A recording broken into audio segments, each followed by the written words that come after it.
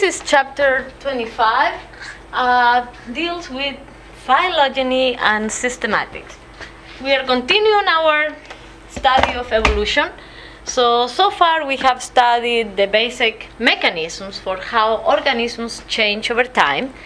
Then we studied the evolution of populations, where we looked at small changes, all those factors that contribute to changes over time, like mutation, migration, non-random matings, natural selection, and genetic drift. And we also looked at Hardy-Weinberg theory, or principle, basically, that if none of those things happen, basically nothing should be happening. And that gave us a beautiful mathematical tool to kind of show that these changes over time are truly happening, even in real time as of now. Then we looked at speciation, different mechanisms and barriers that encourage basically reproductive isolation, and that allows populations to start becoming different from each other, and this slow becoming different from each other ultimate ends with basically individual separate species. And remember that species are groups of organisms that can reproduce or interbreed among themselves and can produce fertile offspring. So if this one is one species, they can reproduce and produce fertile offspring. Same one with this one. But if these two try to do it, nothing happens. And there are multiple stages or steps or barriers that prevents the production of a fertile offspring. So we talked about that. We also talked in the past about the rate of evolution, and we have this gradualism that species, the changes accumulate very slowly and kind of at a constant rate over time. And we also have punctuated equilibrium, where you have constant change, constant change, and basically rapid change in a very small period of time.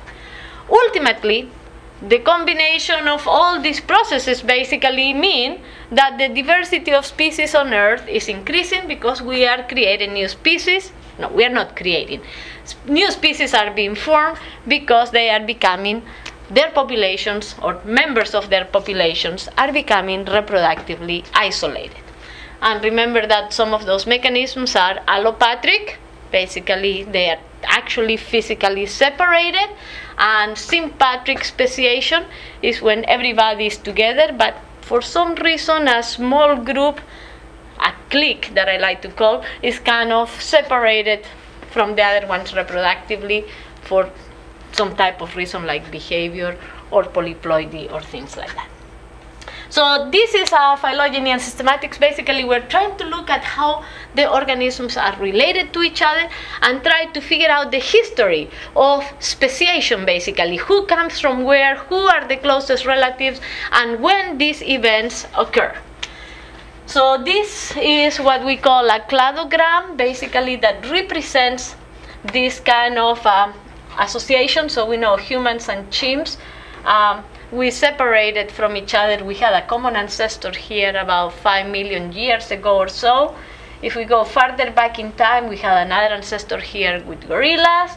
And we can keep on going farther back in time until we get to a common ancestor here, where we have the New World monkeys. These are the ones that we have in South America. If you notice, or America in general. Old world monkeys, all these live in Africa, basically. This in South America. When did these two branches separate? What was the event that led to the separation of the New World and the Old World? Well, that happened when we had Pangea, when we had South America and Africa being one continent. We had this great common ancestor occupying that area. When Pangea broke up and Africa and South America physically separated and the Atlantic Ocean started forming, these two populations became totally isolated right here, and that gave rise to the New World monkeys that we find mostly in South America, and all the other ones that we find in Africa. So for this, you're going to need to put together a little bit of everything, a little bit of geography, a little bit of anatomy, a little bit of molecular evidence. All the pieces of the puzzle are coming together and using all our clues to build these diagrams. What I find fascinating is that we are more closely related to fungi than to plants. It's really cool. Or, if you want to rephrase it, fungus are more closely related to us than to plants, if you want to think of them in those terms. So, phylogeny and systematics. So, phylogeny, trying to retrace the ancestry, and systematics is the organization in a logical system of all the living creatures. You know, humans by nature, we like to organize things. That is systematics. So let's start with the person who started organizing everything. This was, as you know, Mr. Linnaeus. He was Swedish, from Sweden, and in the 18th century he proposed, he couldn't stand all the chaos. There were species named everywhere, but they were not organized into anything, just hundreds and millions of species, but nothing kind of organizing them into like little drawers or groups. So he was not happy with that because he was a little bit OCD. So he needed organization. And he was a very religious man, actually, and what he wanted to do is organize all the creatures of God into a system that we could understand. It was very fascinating. So Linnaeus first had two problems. All these species that were in museums and stuff, they had any name. Some species had 20 different names and they were the same. Some were different. It was just a mess. So he realized that he needed to start from scratch and create a system, one, for naming the organisms, and two, a system for organizing the organisms. And that's what he did. He created the binomial nomenclature system to organize the organism, to name the organisms, and then his classification. So, what was his problem? Well, here is, what do we call this? In English, a dog, but in those days, you could find it through all those names, and we still can call it all those names. But if I was a Spanish speaking and went to England, I had to figure out what the name was. So that was very confusing and very complicated. So Linnaeus came with the idea of, we are going to use a Latin system, Latin or Greek, because those are dead languages that are not going to change anymore. And we are going to give each organism a two-word name, the genus and the species.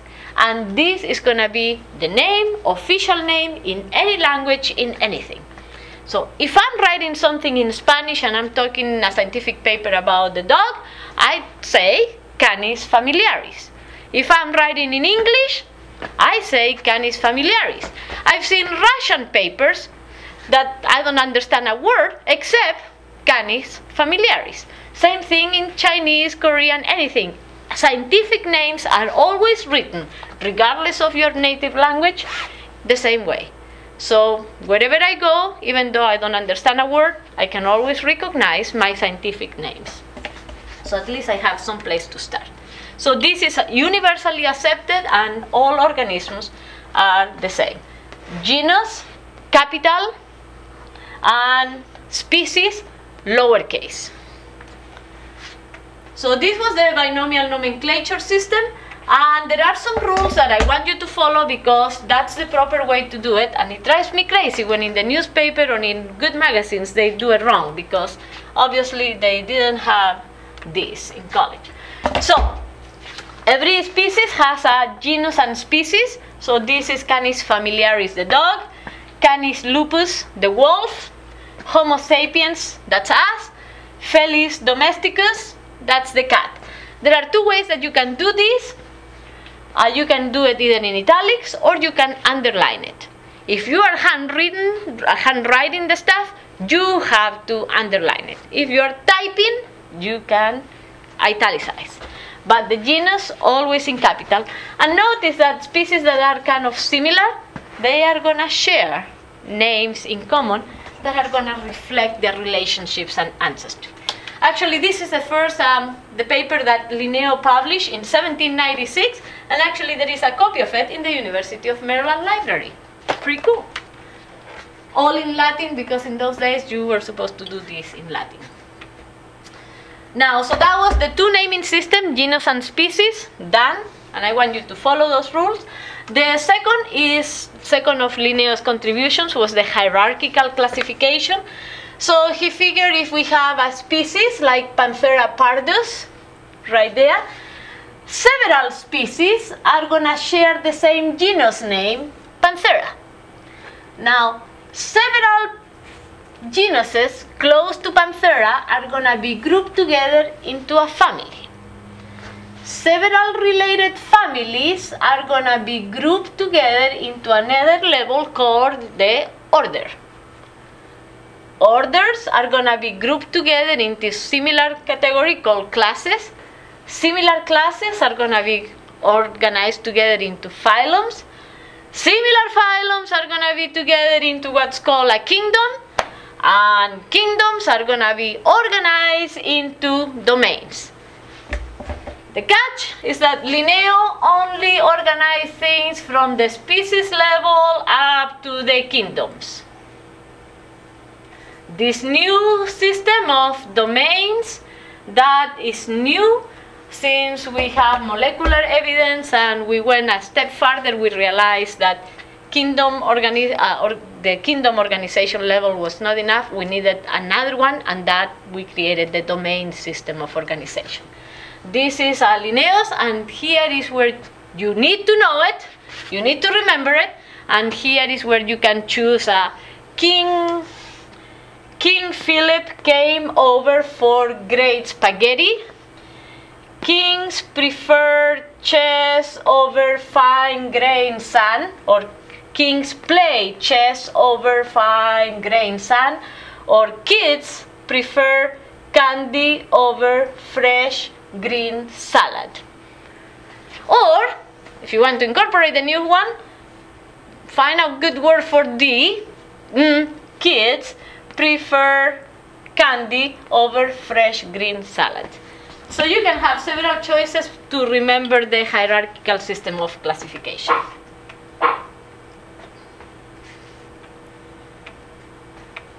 Now, if I want you to practice this, please look at the PowerPoint. I know you're not going to be able to read this here. I have the classification, species, genus, family, order, class, phylum, and kingdom for the house cat, the red fox, dog, wolf, gopher, and fly. And based on this classification system, I want you to tell me which two species are more closely related. And the answer for that should be which two species have the most things in common, and obviously it's gonna be Canis and Canis. Right here, Canis familiaris, the dog, and Canis lupus, the wolf, because they are the only two species that have in common the same genus. So those are the two more closely related, the wolf and the dog, based on their classification. Now, which two species are more distantly related? You have to see what level are they the most different. And basically, if you look carefully, all of them are animals. Okay, they are all the same, they are all related.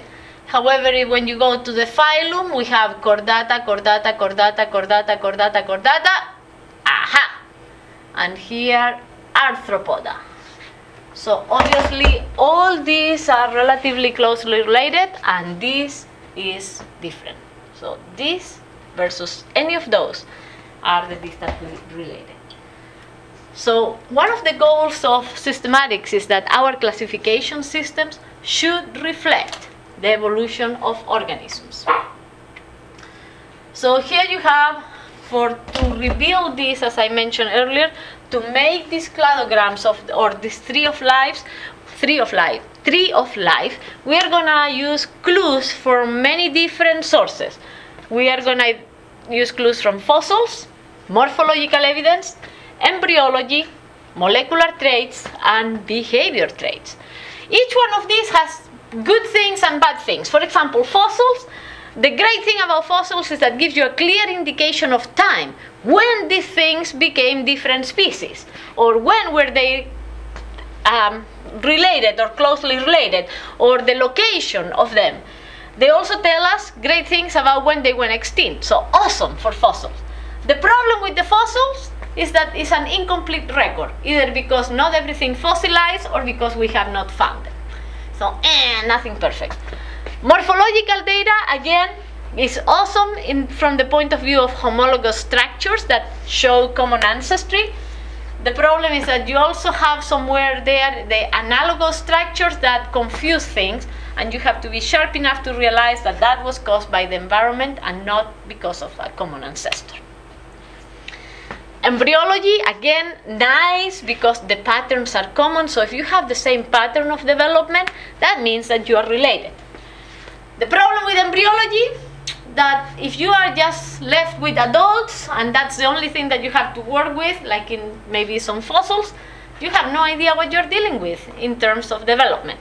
So you have to pick and choose and kind of be creative and put the puzzle pieces together. Molecular traits, the major plus here is that as long as you can get DNA from an organism, you can do something with it. The problem is we cannot do anything about those extinct species or too old that because DNA decomposes and doesn't last very long unless the preservation method has been perfect. So no data for most of the fossils. So dang it, we can use it for all living things but not to the past. And then we can also use sometimes behavioral traits because a lot of the behaviors, like the mating behaviors, are totally genetic. Again, the minus is that some kind of behaviors are learned, so that can confuse things. So everything has a pro and a con, and you just have to use your judgment and your clues and your knowledge to do some critical thinking and analyze your clues. So we're gonna skip the review on fossils, homologous and analogous because we did that already, and we're gonna go straight into cladograms and phylogenetic trees. For our purposes, we're going to call it the same. And I want you to focus on this because it's very simple. This shows you the relationship between the organisms. Every node, every corner, basically is going to represent a common ancestor. Back in time, over here, there was a type of mammal that basically this population started differentiating, that over time gave rise to mice and primates. Now, notice that if you go down, you see these dashes here with traits. These indicate the time or the characteristic that evolved at that particular time. And once one characteristic evolves, usually tends to stay. Sometimes they are lost and they confuse you, but for the most part, these stay. For example, if we start at the beginning, hagfish is a very primitive type of fish with no jaws. It just has a kind of a sucker kind of mouth, but no bones, no jaws. It's like just a straw-looking mouth. So no jaws. But what was the next evolutionary development that we had if we followed the fossils of these vertebrates? Jaws evolved. And from then on, notice once jaws evolved, everybody else is going to have jaws. So fishes have jaws, salamanders, and so forth. But here, the fishes were breeding using gills because they lived in the water. What was the next development? Lungs. And after lungs evolved, everybody else got lungs. So we can see here that the first lungs are in the group of the amphibians, frogs, salamanders. The next development? Evolution of claws or nails. Frogs don't have claws or nails. Nice, soft body. So after claws and nails evolved, from there on, everybody has them. That includes lizard pigeons, blah, blah, blah. Notice that you can go here, and then over here you have a trait that only evolved in one group of organisms. That's why it's right there, not here. And that's feathers. And we know feathers belong to birds. Now, this I want you to recognize a couple of things that we're going to use, and what we call primitive characters and derived characters. Primitive characters these are the, as the word implies, most primitive that were present in the common ancestor, so common to a lot of organisms. And then you have derived characters. These are derived, derived means newer.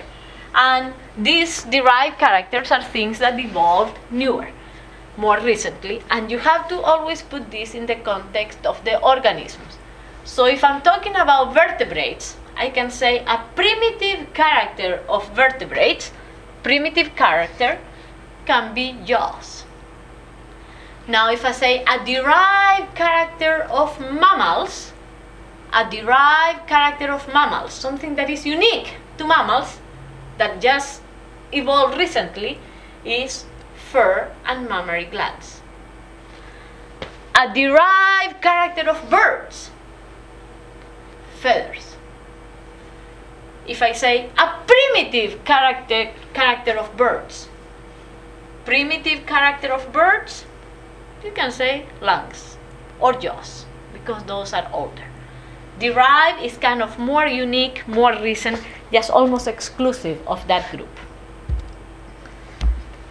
So when you put all this together, basically you put your nice tree with the organization of the organisms and how they are related. You want these relationships also to show how be paired up with the classification system. So if you have a number of species there, at some point they are grouped into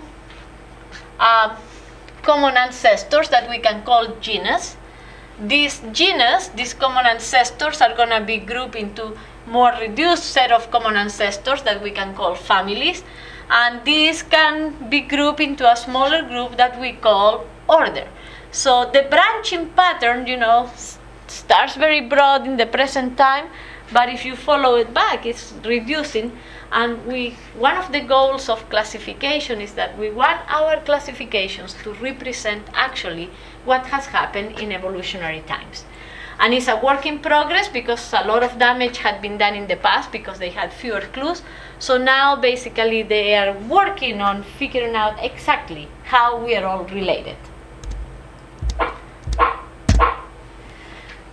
Now, this is kind of one of those skills that you just have to practice, and I want you to do it because it's going to help you understand these relationships better. Here I have a classification system, and this is in your textbook too. Same classification. The cladograms, the three are exactly the same. But notice the groups that are highlighted are different. And if we are trying to classify these organisms, so if I'm trying to devise a classification system, genus, species, genus, family, order, and I include only these ones that I have here in blue, this system is something that I would call, yeah, this is a good grouping, it's a natural grouping, and I will call this a monophyletic group. Mono means one ancestor, and it's called that because this group includes the one ancestor here and all its descendants. So it's a nice, natural, homogeneous group. That's a monophyletic group. Nice. Now, if I go to the next one, notice what I have highlighted here. This is the ancestor. Does it include all the descendants?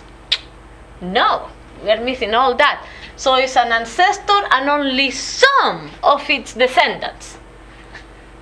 When we have this kind of natural groups and we realize, ooh, we are missing something here, we don't call this a monophyletic group. We call this a paraphyletic group, because it's kind of parallel to that one. To make it monophyletic, what do we need to do? Include everything. If you're going to include A, you have to include everything to make it monophyletic.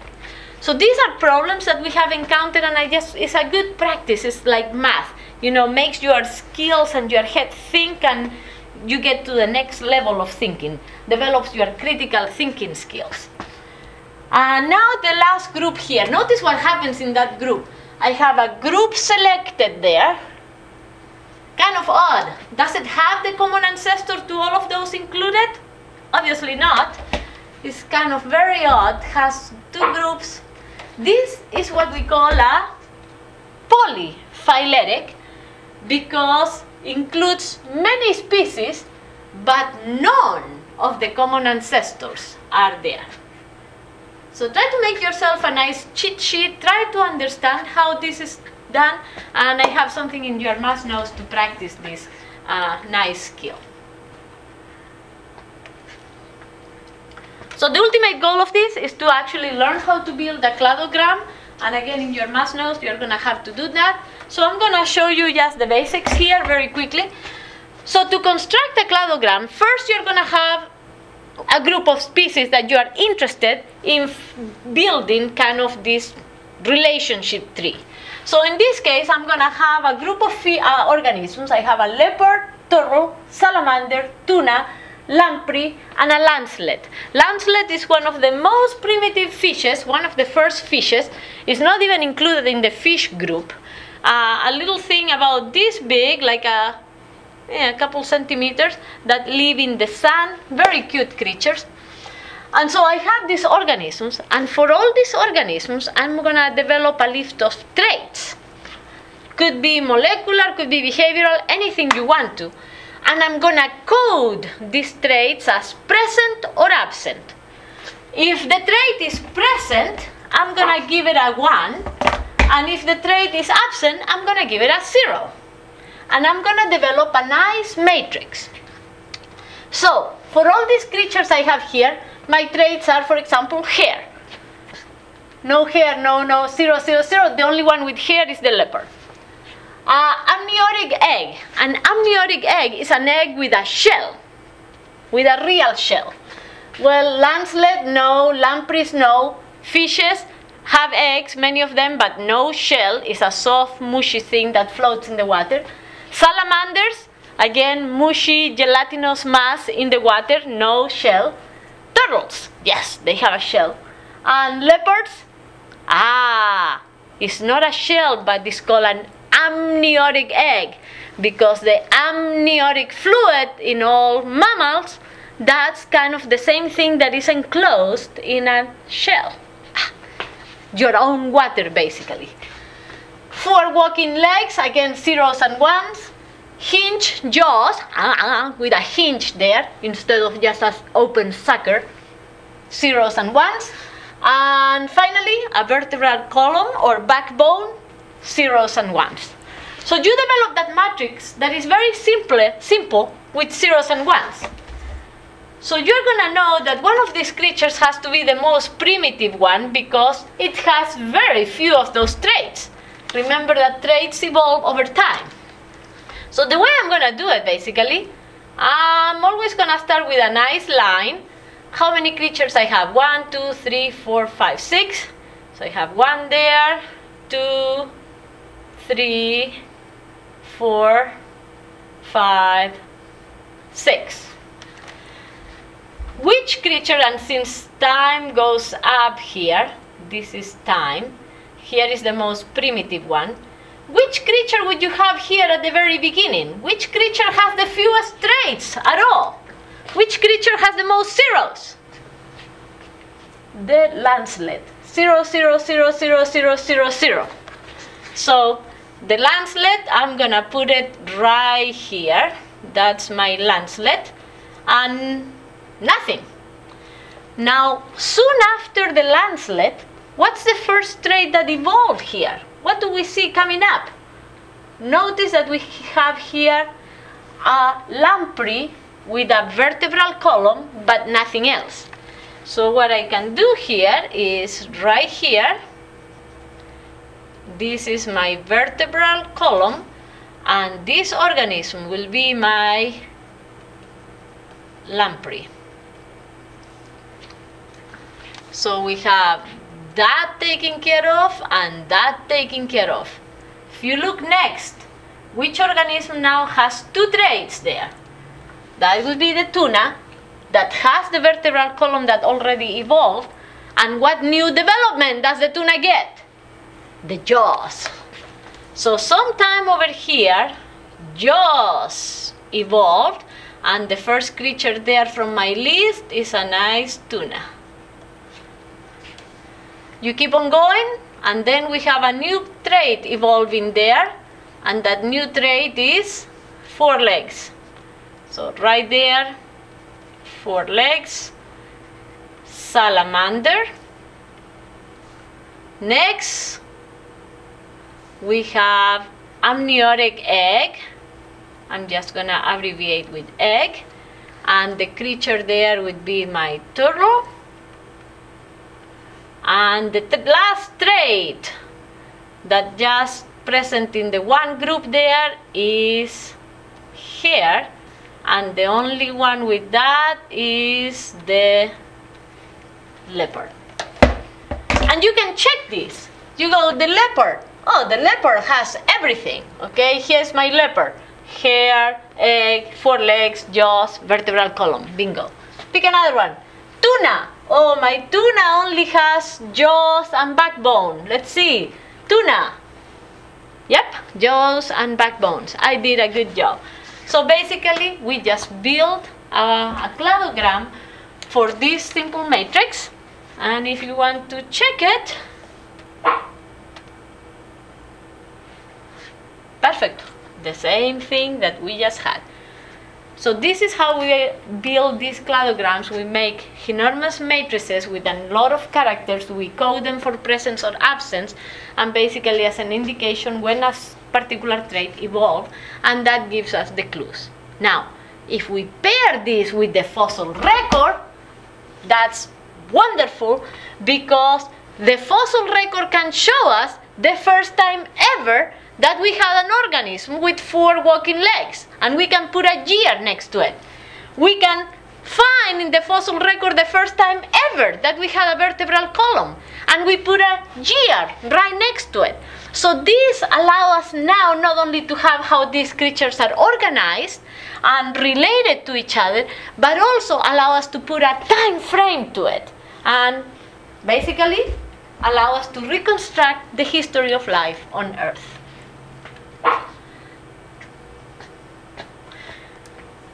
Which brings us to our last set of little things that I want to mention quickly. The concept of molecular clocks. When we are using a DNA as a tool to figure out the relationship between organisms, you know that if you have 2 species that are closely related, that means that the common ancestor was just split up fairly recently. That means very little time for mutations to occur, as we discussed in class. So their sequences are going to be fairly similar. The more time that it has passed from the time that they are separated, the more times for mutations to accumulate and the more differences you are going to find. What we have found is that the mutation rate is constant. Pretty much. You are expected to have so many mutations every so many years. Don't ask me, I don't remember the number right now, but it's a fairly constant process. The thing is, different genes mutate at different rates. And here is where you have to be very careful. Because DNA that codes for rRNA, this is the ribosomal RNA, the DNA that codes for ribosomal RNA mutates slowly. So it's very good to compare species that have been separated for a long time. Very distantly related species. Because you want to have differences, but not too many differences that make the sequences totally different. If it's so different, there's no way you can compare it. So you want it different enough. So if you have 2 organisms that have been separated for 500 million years, that's a long time. That's when the diversity of organisms started. So you want something that mutates but not very fast, because you want to have mutations but not all the gene mutated totally, that you have nothing to compare.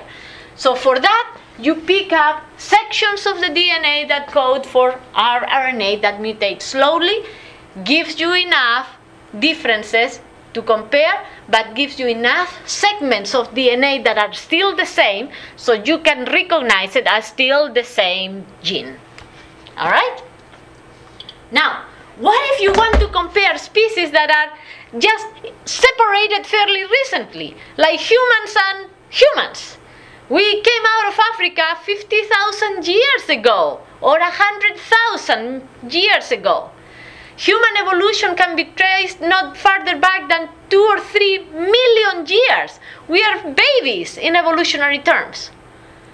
If we use something that's evolves slow, we're just going to find a couple of mutations different between us and our closest relatives. Between the different human populations, almost nothing, because it has been too recent.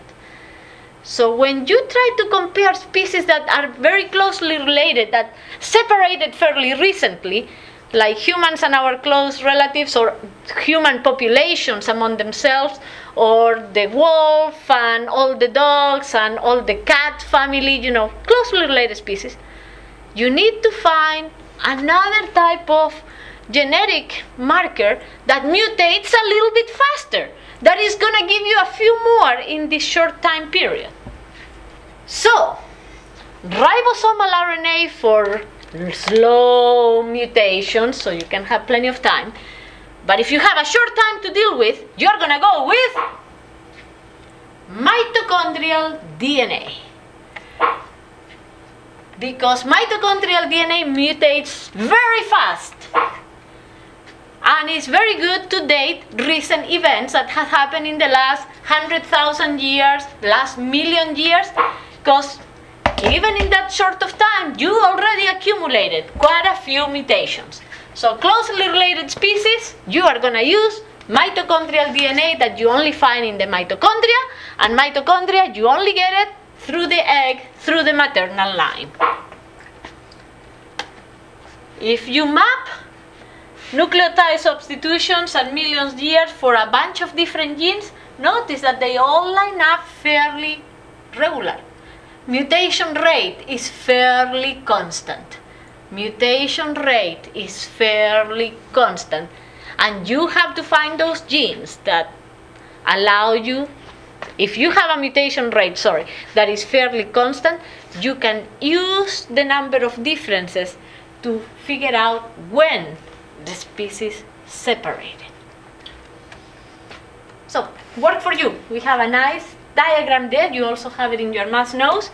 Here is time, number of mutations, and I have 4 different genes.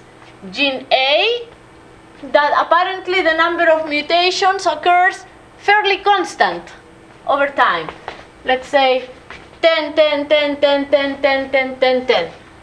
Gene B, that sometimes mutates 5, 10, 7, 8.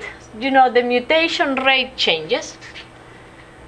Gene C, that starts with a low mutation rate, let's say 2 mutations, and as time progresses, increases to 8 mutations.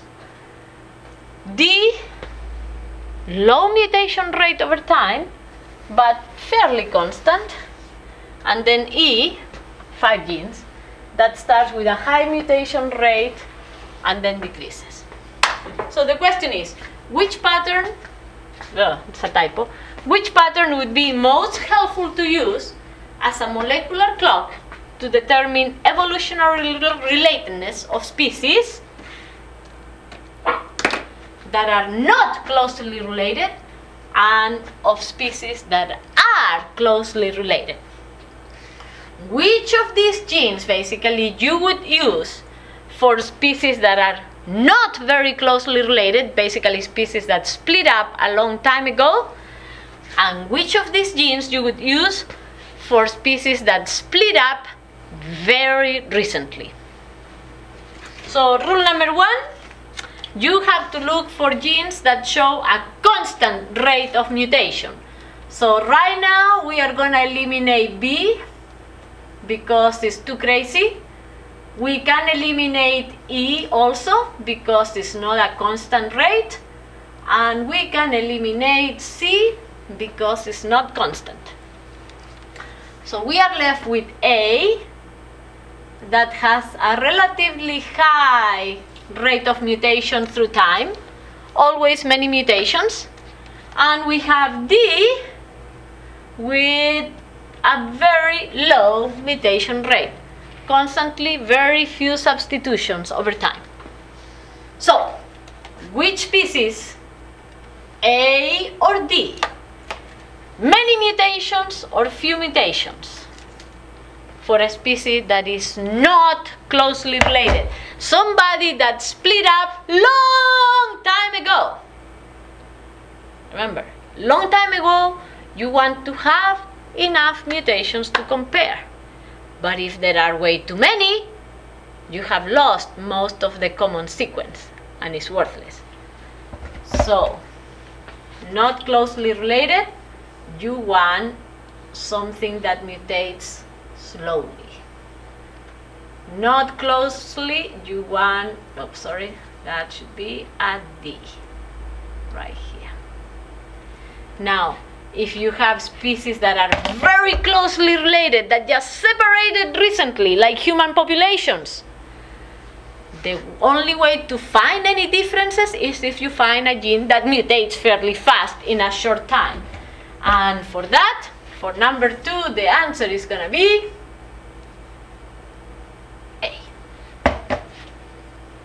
Please look at this, think about it, what it means, and this is an important concept. So to finalize, we have been sequencing and looking at all the organisms. Most of this has been done through sequencing because when you are going down to the level of bacteria, there are not too many traits that you can use except for sequences of common genes. And basically, this is kind of what things are developing. Notice that the way the branches are connected is not very clear yet. Here we have what we call the domain archaea, archaeobacteria, domain bacteria, kingdom bacteria, and here we have the domain eukarya. That includes the kingdom protista, kingdom fungi, animals, and plants. All of us are right here in this domain. If you look at these branching patterns, the fascinating thing, here we go Trichomonas and Giardia. These are the protistan that cause a lot of problems. Trichomoniasis is a sexually transmitted disease. You go around, here is Euglena, a common one in the lab. Those are the green with the chloroplast. You keep on going, here is Paramecium, another one of those nice protista. And look who is at the very tip right here, very closely together. Fungi, plants, and animals. All together. Through evolution, all these guys are much more important and have more differences, more diversity than we are right here, clustered at the very end, because we are very closely related, very newcomers into the world history. Here you have all the other bacteria. How we are connected here, that's still kind of under research, and every year there is a new piece of evidence that shifts things one way or another. As of now, for the 3 domains, looking at some basic traits that you know already, bacteria, archaea, and eukarya. If you look at this, nuclear envelope, only eukarya, membrane-bound organelles, only eukarya.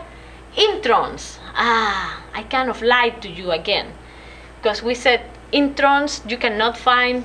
Bacteria only have exons, basically, that's what I had told you. And introns, exons were common of eukaryotes. Kind of lied to you, because the archaea also have them. It's just the regular bacteria, typical bacteria, that don't. Oops. But one step at a time so you can handle it. Now, Remember DNA associated with histones? I kind of told you that only eukaryotes had them. Well, again, I kind of lied for simplicity at some point. And actually, archaea also has histones. Ooh, so this is looking more like closely related to us. So if you look at these characteristics, well, circular chromosome, yes, and no. If you look at this, which one of these two bacteria groups, prokaryotic groups, are more closely related to us? By looking at that, obviously the archaea are. And that seems to be where most of the evidence these days is going. That the split down there of the three domains is pointing more towards archaea and eukarya being more closely related. So I hope this helps. I hope you enjoyed and are getting a new appreciation for this. And until next time.